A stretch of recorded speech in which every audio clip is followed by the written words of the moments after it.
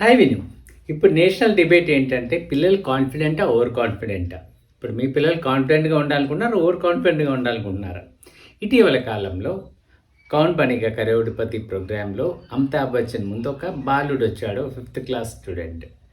ఆ అబ్బాయి యొక్క ఓవర్ కాన్ఫిడెన్స్ నేషన్ మొత్తం డిబేట్ చేసింది. నేను కావాలని చెప్పి ఆ అబ్బాయి పిక్చర్ ఇక్కడ ఇవ్వట్ల. సో మీరు చూసారు. గేమ్ రూల్స్ చెప్తుంటే చెప్పొద్దు నాకన్నీ తెలుసు. క్వెషన్ అడిగితే ఆప్షన్స్ వద్దు నాకన్నీ తెలుసు. సో ఇంత ఓవర్ కాన్ఫిడెంట్‌గా ఉన్నప్పుడు ఏమవుతుందంటే పిల్లల రెస్పెక్ట్ కూడా పోతుంది. చూసాం. సో అమితాబ్ బచ్చన్ కలవడం అనేది గ్రేట్ యాక్చువల్‌గా. సో వారి ముందు కూర్చొని ఒక ప్రోగ్రామ్ చేసినప్పుడు ఎంత డిసిప్లిన్‌గా ఉండాలి. సో పిల్లలు అల్లరి చేస్తారు. ఇంటర్నెట్ రెండుగా విడిపోయింది. ఏముందంటే కొంతమంది పిల్లలు అల్లరి చేస్తారు సహజం. కానీ దానికి కూడా ఒక లిమిట్ ఉంది కదా! ఇక్కడ ఇదంతా అయిన తర్వాత చాలా డిబేట్ జరిగిన తర్వాత బ్లేమ్ గేమ్ అంతా తీసుకొచ్చి పేరెంటింగ్ మీద పెట్టారు. ఏంటంటే పేరెంట్స్ ఆ బాబుని అలా పెంచారు, కంట్రోల్ చేయలేదని. సో మనకు కూడా అనిపిస్తూ ఉంటుంది కదా సమాజంలో బయటికెళ్ళేటప్పుడు. సో ఇలాంటి పేరెంట్స్ మనం చూస్తూ ఉంటాం. ఏంటంటే నా పిల్లవాడు అన్ని రంగంలో ముందుండాలి. తప్పే లేదు, చాలా మంచిది. నాకు పిల్లలు ఉన్నారు. అన్ని రంగాల్లో ముందుండాలి నేను కోరుకుంటాను. కాకపోతే ప్రతి దానికి ఒక లిమిటేషన్ అంటూ ఉంటుంది. ప్రతి దానికి ఒక బౌండరీ ఉంటుంది. ఆ బౌండరీ వాల్స్ దాటి వెళ్ళినప్పుడు అది చాలా రాంగ్ మెసేజ్ వెళ్తుంది.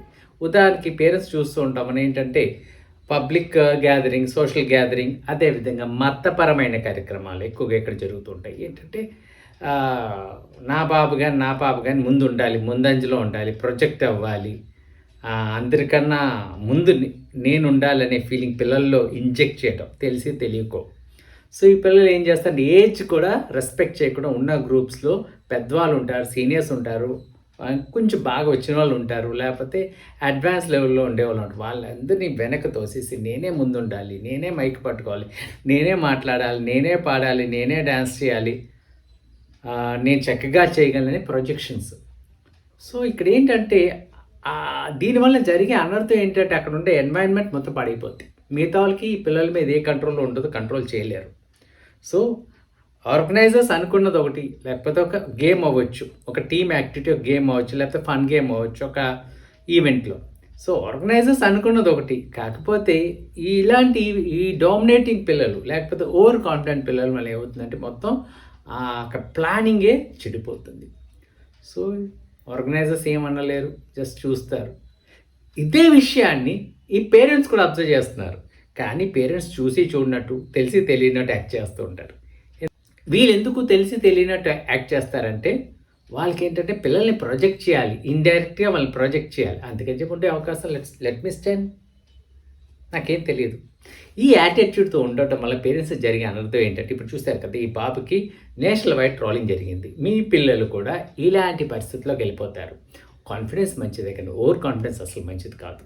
సో ఏమవుతుందంటే ఈవెంటో లేకపోతే ఆ ఫంక్షన్ అయిన తర్వాత మీ గురించి మాట్లాడుకుంటారు, మీ పేరెంటింగ్ గురించి మాట్లాడుకుంటారు. తర్వాత ఒకటి, ఈ పిల్లల్ని మీరు ఇట్లా పెంచారనుకోండి, వాళ్ళు రేపు పొద్దున్న సొసైటీలో జాబ్కో లేకపోతే ఇంకొక ప్లేస్లో సోషల్ గ్యాదరింగ్లోకి వెళ్ళినప్పుడు వాళ్ళు ఎగ్జిస్ట్ అవ్వలేరు, సర్వే అవ్వలేరు.